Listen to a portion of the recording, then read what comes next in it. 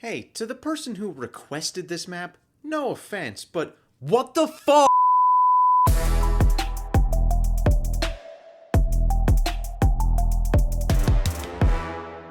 So it didn't take long to get to this map, which was admittedly a bit of a fear of mine when I started doing the series and asking for requests. Shattered Veil was first, and that was my choice. I asked for people to request other maps they want to see returns to, and that's where Shi no Numa Reborn came from last time. There was also a request for the Darkest Shore that came shortly after, and so it became third on the list of maps that we were doing, and here we are today. Even though I was not excited to come back to the Darkest Shore, thank you for taking the time to comment and request a map. This one is for you. If you have a map you would want to see me return to and explore again, let me know in the comments below, and if I haven't already done it, I will add it to the list. Today though, the goal is to discuss the Darkest Shore, and right away I have to inform you that I've not been an enjoyer of this map through the years. I think that's been fairly obvious from the introduction of this video so far. I am doing my best here to come back to this map with an open mind. I'm going to spend more time here than I did with Shattered Veil because I was familiar with Shattered Veil at that time and I really only needed a refresh. Here with the Darkest Shore, I haven't played this map in quite a while since I typically don't have fun with it, so I have to spend a little more time here to give it a fair and an informed opinion as I can. This means the video will take longer to make, but that is a trade-off that I must take. I guess I'm gonna go play the Darkest Shore a bunch now and check in after I think I've had my fill. I'm back! And well, let's go through the Darkest Shore. We will do as I usually do and break this down by the basic things and then go talking about unlocking the map, how fun it is to play without any Easter egg or anything like that. Then we will cover the Easter egg, boss, and some story stuff if I feel like it before concluding with my updated opinion on this map. This map is the most important so far to separate basic play versus Easter egg play because there is a vast canyon separating these two in enjoyment levels. I did find that the world was actually trying to spare me here when it came to playing this map. When I first tried to play, I couldn't even get World War II to boot properly. Then it wouldn't go to the correct monitor in my setup. Then I got the game open and to the correct monitor, but when I went to play the map, the game kept crashing. I had to verify the game files a few times, and still occasionally I have to, but the game is working now, except for that one time when the game disconnected me in the middle of playing. The world really tried to keep me from playing this map, and I should have listened. But let's move on and actually talk about the map. Loading into the Darkest Shore, you are met with a great intro cinematic to drop you in, as well as a great intro sequence directly tied to that cinematic where you fend off a starting wave of zombies on the beach. Then the match begins. This is a smaller map, but I wouldn't truly call it a small map. For me, it's just big enough to be on the lower end of a medium map, so there is some room here to stretch your legs. It is quite a bit tighter than the other World War II maps though, which is tough because this game in general does a bit of boss spamming, and in these tighter spaces, plus a poor health system, it makes for a pretty rough time as the match progresses. The expected special enemies are here with pests, brutes, bombers, but now we have the new special enemy, which I won't even try to say correctly, so this is just going to be called the new special enemy in this video.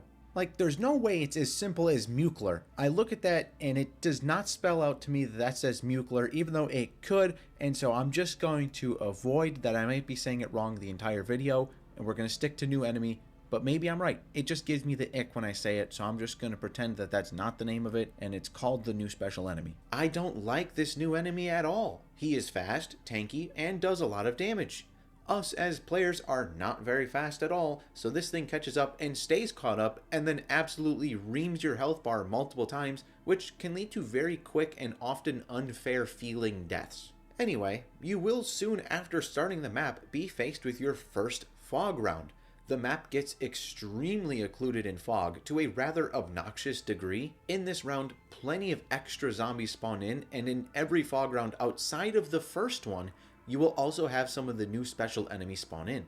But it is that first fog round that I actually like. It hits early and allows you to farm points with all the extra zombies, and it gives you a good one-time atmospheric effect. After this one, when it is further in the game and you mix in the new special enemy, these rounds become quite annoying more than anything. But the first one is good and I like it, so I don't want that to be forgotten. This map was following the Final Reich in the horror it wanted to go for. This is also a good example of why gameplay does matter more than just atmosphere. As we discuss the map and go further into my opinion, it's going to get worse and worse. And it isn't saved by having a spooky atmosphere. This discussion is most prevalent when talking about WWII Zombies and a little bit even in Black Ops 1 to an extent. The horror of those maps is just about the only thing people can cling to as a good thing or the best thing about those games. But that doesn't single-handedly make the map fun. It needs good gameplay. Not to say that World at War is bad, but it is lacking in many ways, and the horror does not make up for that nowadays, at least for me. World War II pushed for the horror. It should on paper appeal to so many people that cling to the horror of the old games. But World War II is one of the most forgotten modes that isn't discussed very often. Infinite Warfare from the same time period strongly overshadows it. This is because the gameplay within your maps is more important by far than evoking a sense of fear or dread. It can be helpful, but you need more for a map to be good. The base mechanics of World War II Zombies are amazing, but they are generally bogged down by each map's main Easter egg, and a spooky atmosphere cannot single-handedly save that. The fog cannot save that. Tangent over, we can get back to the opening of the map, which will involve Pack-a-Punch. I have no complaints here. This is a slightly different way of opening Pack-a-Punch by collecting electric charges while riding the minecarts. Nothing bad at all, but nothing amazing. This is a perfectly acceptable Pack-a-Punch opening quest. I don't very much like the location of the Pack-a-Punch, but it's fine. The final part I will add into the basic setup is the Ripsaw. This melee wonder weapon is easy to build and easy to upgrade, which adds the ability to shoot saw blades, which is used in this egg quite a bit. Much like the Pack-a-Punch, this is nothing special, but I like the wonder weapon. Melee is different, especially at the time this map was made, and it can be fun to use. Being able to fire projectiles is the saving grace of this weapon, and it keeps it a little more versatile.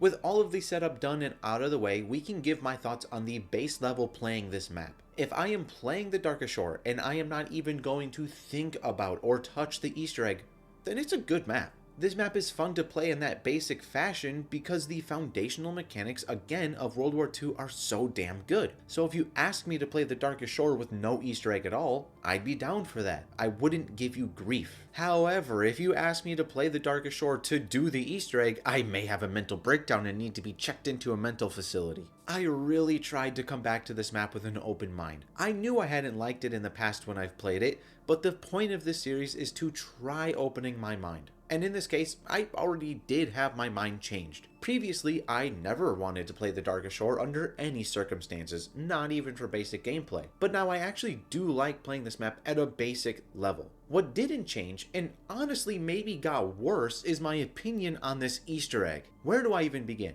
I guess I want to start with what I actually like about it because it's going to get negative in a moment. Let's start with the positives and show you what I actually think is good here. The plane attack sequence and the boat attack. Shooting down the planes is fun to do. Shooting at the boats is also fun to do, and it's a genuinely good use of the setting and a different style of an Easter egg step. It also integrates the story elements really well into what is happening around the map and what you are doing within the map to deal with it. The other good thing is that there are secret rooms that are a part of the Easter egg specifically. I really enjoy secret locations for Easter egg steps, so that is here in the Darkest Shore, and I'm all about it. Okay, well, I'm out of positive things to say, so it's time for me to tweak and rant. If you don't want to hear someone bitch and complain for a while, then this may be the time for you to run for your life. You have been warned. World War II in general is often not well designed for solo players, especially in its Easter eggs. This is what I do 99% of the time I play,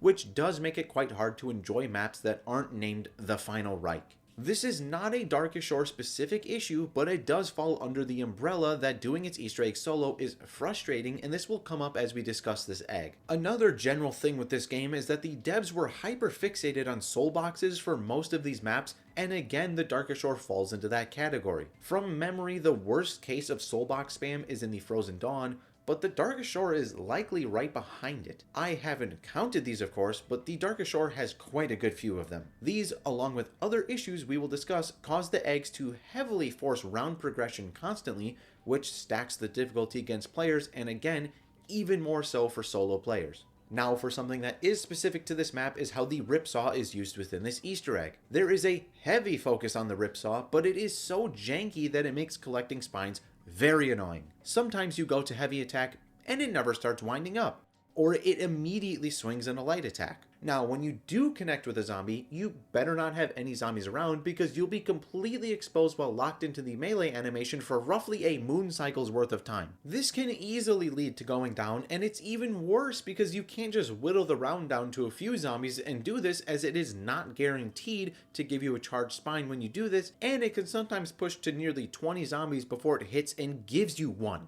So if you save a few zombies, then you're going to be pushing through the rounds very fast as you finish off the last few with melees and you don't get a charged spine, all to do it again the next round and the next and the next. Don't worry, because it gets even worse as you need to get charged spines from the new enemy as well as the brutes. Not even the special enemies, which are much harder to kill with a heavy melee, are guaranteed to give a charged spine. So you can struggle your ass off to slowly eliminate one of these guys with a heavy melee, all for it to mean absolutely nothing. This whole concept is insane, and I can't believe it made it past initial testing. The 3 riddle steps are all independently stupid as shit. Let's start with the pest one. The saw blades are inconsistent on if they will actually bounce on the right path. The pest moving all over the target space is annoying. Just have them sit in the right spot.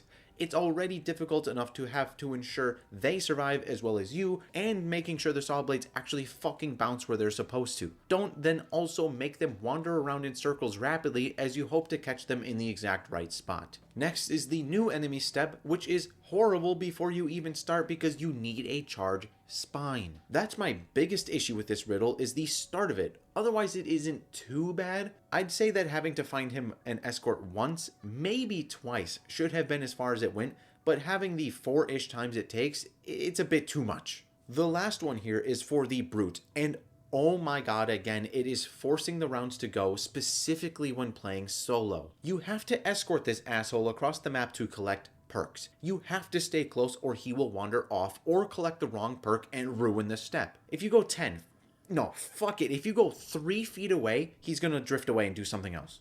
Sometimes you are sniffing his butt fumes, but he still wanders off. This is a brain-dead design, especially when the route you take forces you extremely close to a perk that you don't need, and this dumb AI will ignore you and just walk over to grab the perk you don't need and ruin the step. To stay as close as possible, you'll want someone else to walk the last zombie elsewhere, then it's not so bad. But here I am playing solo, and World War II flips the bird to me, so I have to eliminate my last zombie when crossing the space near stamina so I can try hugging the brute, but he still walks the wrong way half the time, and I have to force another round to go against my will. This is the bulk of the Easter egg after you collect the 3 idols and slot them into the secret room to open that up. On paper, there isn't a ton to this Easter egg, but what is here is so undeniably poorly executed that in practice it becomes way more time consuming than it ever has any right to be. The boss fight is not exciting as it is against just another one of the new special enemies that has more health. Multiple stages in and out of the fog or the U-boat area on fire, and that's it. Not exciting at all, and very much a mid-fight. I cannot, for the life of me, have a good time doing this Easter egg. It is genuinely so frustrating to do that it ruins the map experience for me. I am a heavily Easter egg focused player. They are what I strive to do and have the most fun doing. Sure, I do play a ton without doing Easter eggs because they're time consuming, but my peak joy is often coming from doing an Easter egg.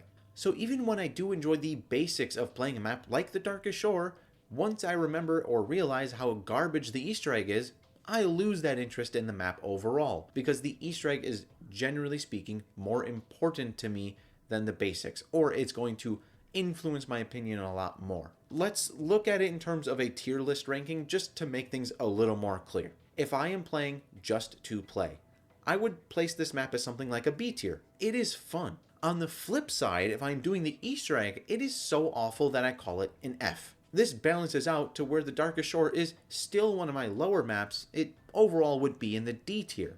This is actually an improvement for the Darkest Shore, which would have likely been in the F tier previously before I made this video, had I done a tier list. It is extremely hard for a map to be an F tier for me, and there are precious few that I would place there. I may dislike or hate many aspects of a map, but I typically don't hate the map itself overall. That is the case for the Darkest Shore, where even though there is plenty bad, there are also a few things it does do well and can provide enjoyment in a zombies experience. So now that I came back here, I am glad I don't have to again for a long time, but that doesn't mean I hate the Darkest Shore, because I don't. I would place it closer to dislike.